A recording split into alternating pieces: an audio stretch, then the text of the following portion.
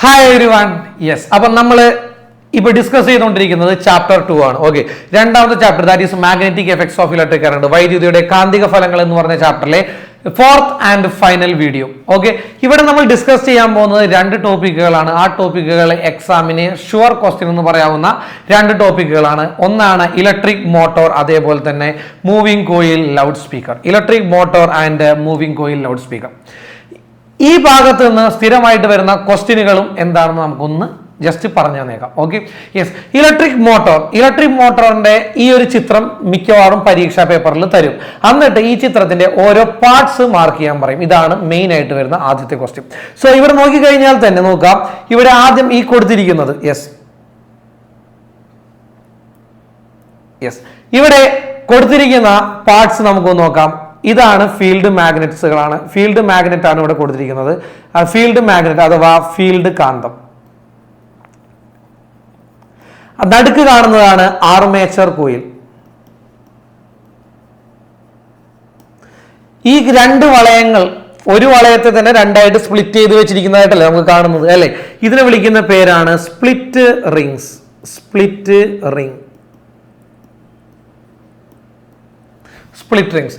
So ഒരു DC അല്ലെങ്കിൽ ഒരു ഇലക്ട്രിക് മോട്ടറിനെ വെച്ച് നോക്കുകയാണെങ്കിൽ ഒരു ഇലക്ട്രിക് മോട്ടറിൽ പ്രധാന ഭാഗങ്ങൾ ഇവയൊക്കെയാണ്. എന്തൊക്കെയാണ്? ഫീൽഡ് മാഗ്നറ്റ്, അതേപോലെ ആർമേച്ചർ കോയിൽ, അതേപോലെ സ്പ്ലിറ്റ് റിംഗ്സ്. ഓക്കെ, ദെൻ ഇതിൽ ഓരോന്നിന്റെയും ഫംഗ്ഷൻ എന്താണ് എന്ന് ജസ്റ്റ് ഒന്ന് നമുക്കൊന്ന് നോക്കാം.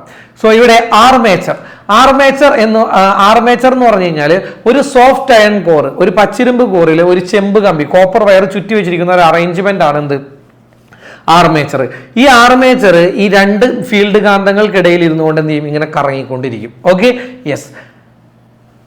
ഫസ്റ്റത്തെ ഏറ്റവും ഇമ്പോർട്ടൻ്റ് ആയതാണ് സ്പ്ലിറ്റ് റിംഗ് കമ്മ്യൂട്ടേറ്റർ. സോ എന്താണ് സ്പ്ലിറ്റ് റിംഗ് കമ്മ്യൂട്ടേറ്റർ എന്ന് പറഞ്ഞിട്ടുണ്ടെങ്കിൽ, split ring commutator which helps to change the direction of current through the coil after every half rotation. അതായത് നമ്മൾ ഇവിടെ ഒരു കറണ്ട് കൊടുക്കും. ഇതിൽ ഒരു സെല്ല് ഇവിടെ കണക്ട് ചെയ്തിട്ടുണ്ടാവും.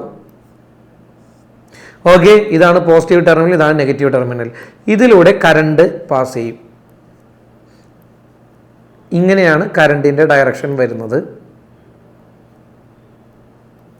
ഇങ്ങനെയാണ് കറണ്ടിന്റെ ഡയറക്ഷൻ. സോ ഈ കറണ്ട് ഏതിലൂടെ പോകും? നമ്മൾ സെല്ലിൽ നിന്നും കൊടുക്കുന്ന കറണ്ട് നേരെ എവിടേക്ക് എത്തും? ആർമേച്ചറിലേക്ക് എത്തും. ഈ സെല്ലിൽ നിന്നും കൊടുക്കുന്ന കറണ്ട് നേരെ എവിടേക്ക് എത്തും? ആർമേച്ചറിലേക്ക് എത്തും. ഈ കറണ്ട് ആർമേച്ചറിൽ എത്തുമ്പോൾ നമുക്കറിയാം രണ്ട് മാഗ്നറ്റുകൾക്കിടയിലാണ് ആരിയിരിക്കുന്നത്? ആർമേച്ചർ ഇരിക്കുന്നത്, ശരിയല്ലേ? സോ ഈ രണ്ട് മാഗ്നറ്റുകൾക്കിടയിൽ എന്തുണ്ട്? മാഗ്നറ്റിക് ഫീൽഡ് ഉണ്ട്. എവിടെ നിന്ന്? നോർത്ത് പോളിൽ നിന്നും സൗത്ത് പോളിലേക്ക് മാഗ്നറ്റിക് ഫീൽഡ് ഉണ്ട്. കണ്ടോ? അപ്പൊ മാഗ്നറ്റിക് ഫീൽഡും അറിയാം, കറണ്ടിന്റെ ഡയറക്ഷനും അറിയാം. മനസ്സിലായില്ല? അപ്പൊ മാഗ്നറ്റിക് ഫീൽഡ് ആണ് B, മാഗ്നറ്റിക് ഫീൽഡും അറിയാം, അതേപോലെ തന്നെ കറണ്ടിന്റെ ഡയറക്ഷനും അറിയാം. അങ്ങനെയാണെങ്കിൽ നമുക്ക് എന്ത് ചെയ്യാം? ഫ്ലെമിങ്ങിന്റെ ലെഫ്റ്റ് ഹാൻഡ് റൂൾ ഉപയോഗിക്കാം. ലെഫ്റ്റ് ഹാൻഡ് റൂൾ ഉപയോഗിച്ച് കഴിഞ്ഞ് കഴിഞ്ഞാൽ ഇവിടെ നമുക്ക് ഈ ഭാഗത്ത് ആക്ട് ചെയ്യുന്ന ഫോഴ്സ് കിട്ടും. ഈ ഭാഗത്ത് ആക്ട് ചെയ്യുന്ന ഫോഴ്സ് ഈ ഡയറക്ഷനിലാണ് ഇവിടെ ഫോഴ്സ് ആക്ട് ചെയ്യുന്നത്. ഈ ഭാഗത്താണെങ്കിലോ താഴേക്കാണ് എന്ത് ചെയ്യുന്നത്? ഫോഴ്സ് ആക്ട് ചെയ്യുന്നത്. മനസ്സിലായില്ലേ? സോ അങ്ങനെ ഈ ഒരു ആർമേച്ചറിൽ ഒരു കറണ്ട് പാസ് ചെയ്യുമ്പോൾ, ഇതിലൂടെ കറണ്ട് പാസ് ചെയ്യുമ്പോൾ ഇവിടെ ഒരു ആർമേച്ചറിൽ ഒരു ഫോഴ്സ് ആക്ട് ചെയ്യുകയും അതിന്റെ ഫലമായിട്ട് ആർമേച്ചർ എന്ത് ചെയ്യാൻ തുടങ്ങും? കറങ്ങാനും തുടങ്ങും. ഇങ്ങനെയാണ് മോട്ടോർ വർക്ക് ചെയ്യുന്നത്. സോ ഇലക്ട്രിക് മോട്ടോർ വർക്ക് ചെയ്യുന്നത് ഇങ്ങനെയാണ്. Okay, yes. ഇതിൽ സ്പ്ലിറ്റ് റിംഗ് കമ്മ്യൂട്ടേറ്റർ, ഇതാണ് സ്പ്ലിറ്റ് റിംഗ് കമ്മ്യൂട്ടേറ്റർ.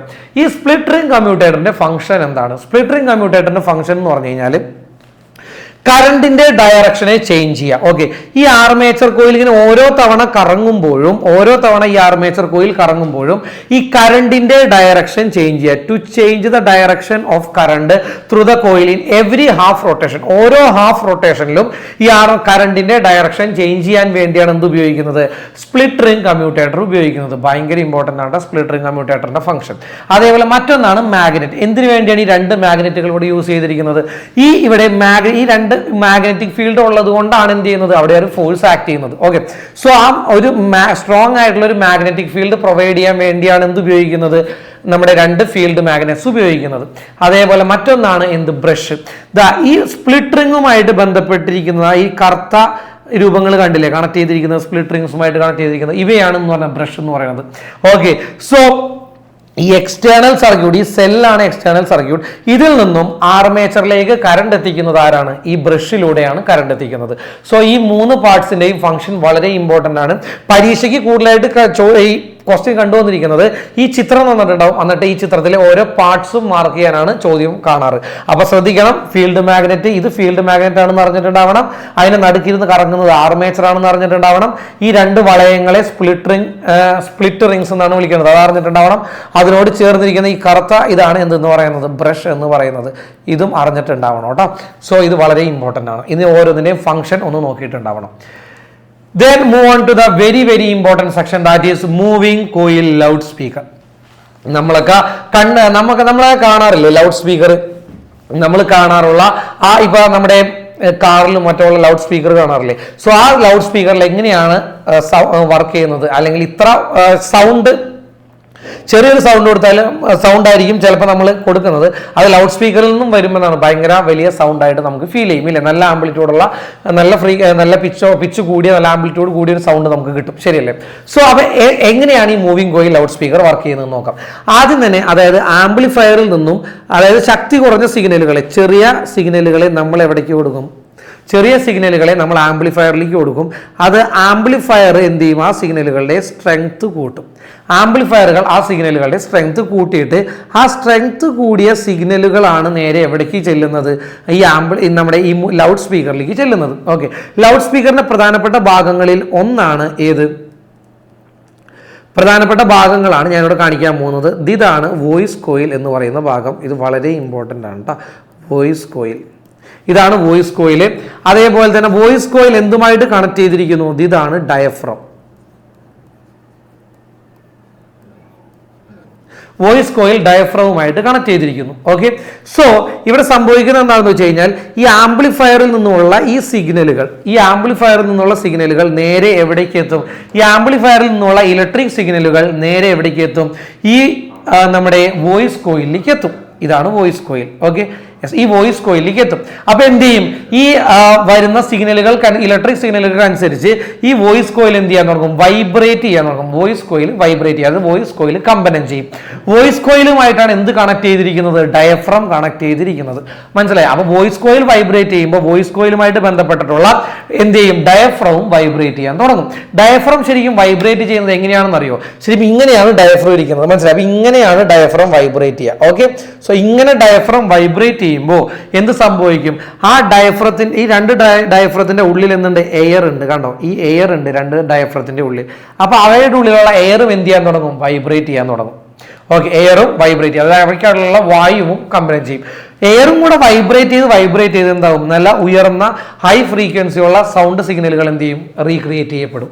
ഇങ്ങനെയാണ് എന്ത് ചെയ്യുന്നത്, നമ്മുടെ ലൗഡ് സ്പീക്കറിൽ നിന്നും വളരെ ഉയർന്ന ശബ്ദം പുറത്തേക്ക് വരുന്നത്. സോ ഒരിക്കൽ കൂടെ നമുക്ക് നോക്കാം, മൂവിംഗ് കോയിൽ ലൗഡ് സ്പീക്കറിന്റെ വർക്കിംഗ് എന്താണ്. ഈ ആംപ്ലിഫയറിൽ നിന്നുള്ള ഇലക്ട്രിക് സിഗ്നലുകൾ, അതായത് ഇലക്ട്രിക് സിഗ്നലുകൾ നേരെ എവിടേക്ക് എത്തും, വോയിസ് കോയിലിലേക്ക് എത്തുന്നു. വോയിസ് കോയിൽ എന്തുമായിട്ട് കണക്ട് ചെയ്തിരിക്കുന്നു, ഡയഫ്രവുമായിട്ട് കണക്ട് ചെയ്തിരിക്കുന്നു. സോ വോയിസ് കോയിൽ വൈബ്രേറ്റ് ചെയ്യുമ്പോൾ അതുമായിട്ട് ബന്ധപ്പെട്ടുള്ള ഡയഫ്രവും വൈബ്രേറ്റ് ചെയ്യുന്നു. ഡയഫ്രം വൈബ്രേറ്റ് ചെയ്യുമ്പോൾ രണ്ട് ഡയഫ്രത്തിനുള്ളിലുള്ള എയർ ഉണ്ട്, എയർ പാർട്ടിക്കിൾസ്, വായുവും കമ്പനം ചെയ്യുന്നു. നല്ല ഉയർന്ന ഹൈ ഫ്രീക്വൻസിയുള്ള, ഉയർന്ന ആംപ്ലിറ്റ്യൂഡുള്ള സൗണ്ട് ആയിട്ട് എന്ത് ചെയ്യുന്നു, അത് പുറത്തേക്ക് വരുന്നു. ഇങ്ങനെയാണ് മൂവിംഗ് കോയിൽ ലൗഡ് സ്പീക്കറിൽ നിന്നും സൗണ്ട് പുറത്തേക്ക് വരുന്നത്. Okay, yes.